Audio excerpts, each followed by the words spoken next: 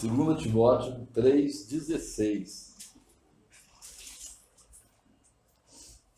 2 Timóteo 3,16 diz: toda a escritura divinamente inspirada, ela é proveitosa para ensinar, para redarguir, para corrigir, para instruir em justiça. Para quê? Para que o homem seja perfeito, perfeitamente habilitado para toda boa obra. Ontem, lá na casa de recuperação, nós estávamos falando sobre fé e obras. E a Bíblia diz: pela graça sois salvos mediante a fé. Isso não vem de vós, não vem de obras. Mas lá em Tiago fala que Abraão foi justificado pelas obras. E qual foi a obra de Abraão? O que ele fez? Ele creu, mas para ele crer, o que ele fez? Ele pegou o filho dele, o único, que Deus pediu para ele apresentar em sacrifício, como um cordeiro, e ele obedeceu. Deus tinha feito uma promessa para ele, de que nele seriam benditas todas as famílias da terra, que a descendência dele seria mais numerosa do que as estrelas do céu, do que a areia do mar. Mas Deus pede o único filho dele. E ele entrega o filho, a ponto dele amarrar o filho em cima da lenha para sacrificar o filho. E Deus proveu um cordeiro no lugar do filho. E a Bíblia diz que isso lhe foi imputado como justiça, porque ele fez uma obra. E a mudança de uma pessoa, quando a gente fala que é pela fé, e não tem a dúvida que é pela fé, por exemplo, hoje de manhã eu estava lendo Isaías 53, que diz assim que ele não tinha aparência, nenhuma beleza víamos nele, em Jesus, para que o desejássemos, né? E ele deu verdadeiramente, ele tomou sobre si as nossas dores, e o castigo que nos traz a paz estava sobre ele, e por aquilo que ele sofreu, nós já fomos sarados. Então, ele fez o sacrifício, eis o Cordeiro de Deus que tirou o pecado do mundo. Agora, o que faz com que uma pessoa seja mudada, por isso que a Bíblia diz assim, que toda a Escritura ela é divinamente inspirada, proveitosa para ensinar, para corrigir, para instruir, para que todo homem, né, o homem é gênero humano, homem e mulher, ele seja perfeito e perfeitamente instruído em toda boa obra. O plano de Deus é a perfeição. Agora, por que as pessoas não conseguem ter uma vida com Deus? Porque não tem entrega. Né? Quando a Bíblia diz assim: filho meu, dá-me o teu coração. Quando a gente entrega o coração, a nossa vida muda. Eu entreguei minha vida para Deus. Deus faz dela o que quer. Agora, quando a Bíblia diz assim que nada me separa do amor de Deus, nada, absolutamente nada, e é interessante que esse nada é nada mesmo, tudo, né? Tudo que a gente possa pensar que tem poder de nos separar, não separa, porque a gente tem uma experiência com Deus, porque o plano de Deus para que, ele diz assim, o castigo que nos traz a paz estava sobre ele, e por aquilo tudo que ele sofreu, nós somos curados. Então, o crente, ele é curado, né? Quando a gente vem para Deus, nós estamos mortos em delitos e pecados. Hoje o dependente ele é tratado como um doente, que ele precisa ser curado. E de repente a pessoa ouve, ele vai para a igreja, ele lê a Bíblia, mas ele volta às práticas de tudo aquilo que ele fazia de novo. E não é uma vez, não é duas, é três, é quatro, é muito mais. E por que acontece isso? Porque ele não teve uma entrega absoluta a Deus. É interessante que toda a Escritura ela é divinamente inspirada. Quer ver uma inspiração que a Bíblia fala? Diz assim: se alguém está em Cristo, nova criatura é. É tomar posse disso. Eu em Cristo hoje, eu sou uma nova vida. Eu entreguei minha vida para Jesus e eu larguei daquela vida. Ontem eu estava dizendo lá na casa de operação que eu enfrentei muita luta para ficar firme em Jesus. Uma das lutas que eu enfrentei foi a Joana, porque eu me converti e eu queria só ficar na igreja, eu queria ir para a igreja, eu não queria mais sair para outros lugares, eu até queria, vamos sair, vamos no cinema, vamos dar uma volta, vamos, mas vamos para a igreja primeiro. Ah, na igreja eu não vou, então eu vou sozinho, eu ia para a igreja. E ela me encostou na parede e disse para mim, você decide, ou eu, ou Jesus, você escolhe. Eu falei para ela, eu já fiz a minha escolha, eu quero Jesus. Porque eu mostrei para ela que a minha busca a Deus é por uma necessidade, né? Eu estava perdido, eu estava vivendo uma vida sofrida, uma vida sem sabor, sem sentido, uma vida marginalizada, e eu não queria mais aquela vida. De repente eu encontrei o sentido da vida, melhor do que qualquer coisa. Meu casamento foi bom, o nascimento dos meus filhos foi maravilhoso, mas a coisa mais importante que aconteceu na minha vida foi quando eu aceitei a Jesus, que eu mudei radicalmente da água para o vinho. Houve uma mudança radical. Por quê? Porque eu comecei a ler a Bíblia, eu fui descobrindo valores que eu não tinha. Porque a Bíblia diz assim, para que o homem de Deus seja perfeito e perfeitamente habilitado para toda boa obra. E a Bíblia, ela nos dá essa condição. Se nós formos aqui no livro de Filipenses, no capítulo 3,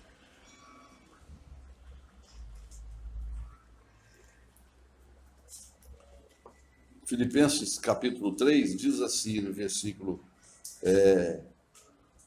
o apóstolo Paulo diz assim, e eu seja, versículo 9, versículo 8, e na verdade tenho também por perda todas as coisas, pela excelência do quê? Do conhecimento de Cristo Jesus. Eu tenho por perda todas as coisas, para mim não importa perder tudo, pela excelência do conhecimento, né? Pela excelência do conhecimento de Cristo Jesus, meu Senhor, pelo qual sofri a perda de todas essas coisas e eu as considero como, olha como ele considera, como esterco, ou seja, aquilo que não tem valor, né? Só serve para adubar, não serve para nada. Eu considero tudo na minha vida como esterco, para que eu possa ganhar aquilo. E eu seja achado nele, não tendo a minha justiça que vem da lei, mas a que vem pela fé em Jesus Cristo, a saber, a justiça que vem de Deus pela fé, para conhecê-lo, e a virtude da sua ressurreição e a comunicação das suas aflições, sendo feito conforme a sua morte. Aqui no versículo 3 diz assim, irmãos, quanto a mim, eu não julgo que eu haja alcançado, mas uma coisa eu faço. O apóstolo Paulo diz, uma coisa eu faço e algo que nós temos que fazer. É que esquecendo-me das coisas que atrás ficam, avançando para as que estão diante de mim, eu prossigo para o alvo pelo prêmio da soberana vocação de Deus em Cristo Jesus. Pelo que olha aqui, ó, pelo que todos quantos já somos, nós somos o quê? É interessante, porque a Bíblia, ela nos coloca, porque nós nascemos, a gente tem que entender isso, de uma semente incorruptível, né? E nós já temos, hoje, em Cristo Jesus, a vida eterna. Nós nascemos de novo, nós temos uma nova vida. E ele fala aqui, em versículo 16, naquilo a que já chegamos, andemos segundo a mesma regra e sintamos o mesmo. No livro de 1 Coríntios, no capítulo 2, 1 Coríntios, no capítulo 2, diz assim,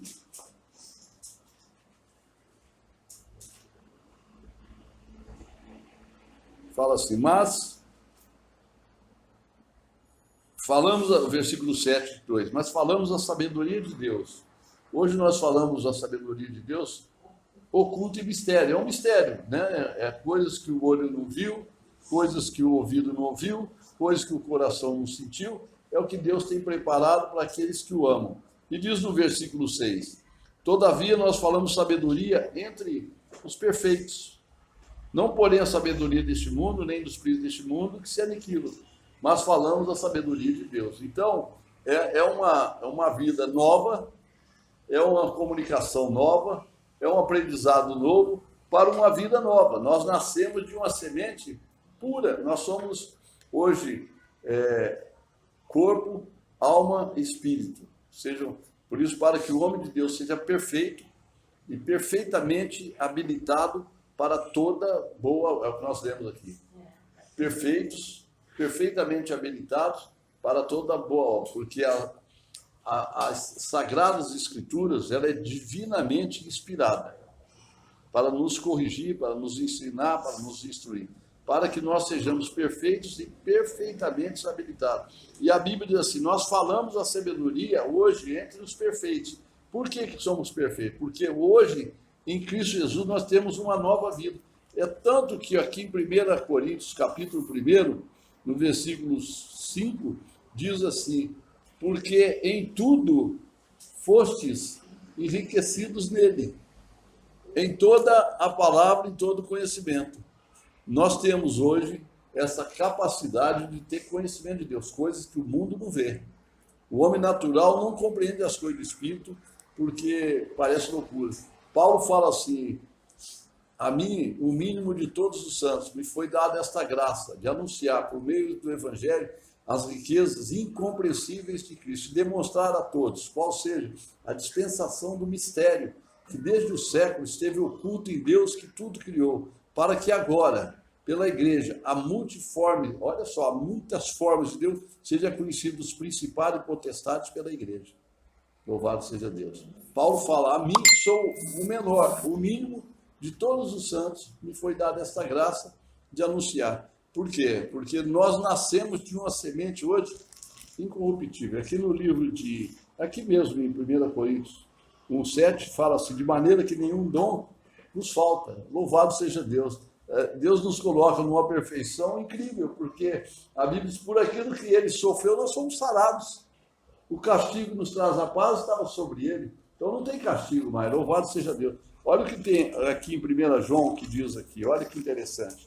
1 João, no capítulo 2. 1 João, capítulo 2, no versículo 24, diz assim, portanto, 1 João 2, 24, portanto, que desde o princípio ouvistes, tem que fazer o quê?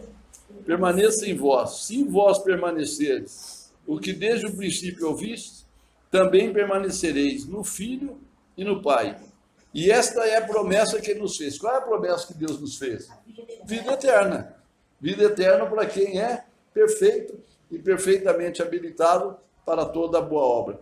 E estas coisas, e ele diz assim, estas coisas eu vos escrevi acerca dos que vos enganam. Porque às vezes a gente fala, não, eu não sou capaz, eu não tenho condições, eu sou fraco. Não. A Bíblia diz que nós somos perfeitos e perfeitamente habilitados. Nós lemos lá em 1 Coríntios, diz que essa palavra é para os perfeitos, né? Ela não a sabedoria do mundo, que se aniquilam, e nem dos príncipes deste mundo, mas é a sabedoria de Deus, oculto e mistério, onde Deus, através da nossa vida, ele se revela para nós, para os que são, segundo a Bíblia, perfeitos e perfeitamente habilitados. Lá em Provérbios 4:18, fala que a vereda do justo, ela é como a luz da aurora, ela vai brilhando mais e mais e mais e mais, até chegar a servir a perfeita. É lindo isso. Então, a vida do crente, ela é uma vida próspera, né? Paulo diz assim, eu considero todas as coisas como esterco. Nós lemos aqui agora, para que eu possa ganhar a Cristo. Que lindo, não? Porque é uma perfeição a gente aprender dele. Olha o que diz aqui no versículo 20 de 1 João. Vós tendes a unção do santo e sabeis tudo. Louvado seja Deus. Há um conhecimento, porque nós recebemos. A Bíblia diz assim que o Espírito Santo, que o Pai enviará em meu nome, então a presença de Deus na nossa, vos ensinará todas as coisas. E ele também, o Espírito Santo, né, lá em João, no capítulo 14, versículo 26, ele vos ensinará todas as coisas e ele vos fará lembrar de tudo quanto vos tenho dito. No versículo 27, de 1 João 2, 27. E a unção que vós recebestes dele, o que acontece? Aonde que fica? Em nós. A unção que nós recebemos fica em nós. E não tendes necessidade hoje de que alguém vos ensine. Por quê? Porque, mas como a unção vos ensina todas as coisas e é verdadeira, então por que não tem necessidade? Porque a unção que nós recebemos hoje, de Deus, é verdade. Qual é a unção que nós recebemos? A promessa da vida eterna. Nós somos selados com o Espírito Santo da promessa, que nos dá uma garantia de eternidade. A Bíblia diz assim que aquele que crê, ele nunca mais verá a morte. Louvado seja Deus, porque nós temos uma promessa, nós temos uma unção. Nós, aos olhos de Deus, nós somos perfeitos e perfeitamente habilitados para toda a boa obra, porque o castigo que nos traz a paz estava sobre Jesus, e por aquilo que ele sofreu, nós somos sarados. Ele se fez maldito por nós, ele levou na cruz os nossos pecados, para que agora a unção que nós recebemos dele, agora fique em nós, e não tendes necessidade que alguém vos ensine, mas como a sua unção vos ensina todas as coisas, olha que lindo, mas como a unção de Deus, vós tendes a unção de santo, e sabeis tudo, mas a unção vos ensina todas as coisas, e é verdadeira e não é mentira, como ela vos ensinou, assim nele permanecereis. Louvado seja Deus. No livro de João, aqui no capítulo 6, João no capítulo 14,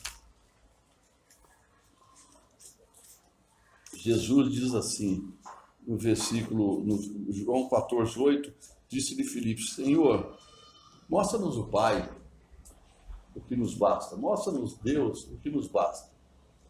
Disse Jesus, estou há tanto tempo convosco e não me tendes conhecido, Filipe? Quem me vê a mim, vê o Pai. E como dizes tu, mostra-nos o Pai, não crês tu que eu estou no Pai, que o Pai está em mim? As palavras que eu vos digo, não as digo de mim mesmo, mas o Pai que está em mim é quem faz a obra. Crede-me que eu estou no Pai e o Pai em mim. Crede-me ao menos por causa das mesmas obras. Na verdade eu digo que aquele que crê em mim também fará as obras que eu faço, e as fará maiores do que estas, porque eu vou para meu Pai. Tudo quanto pedirdes em meu nome eu farei, para que o Pai seja glorificado no Filho.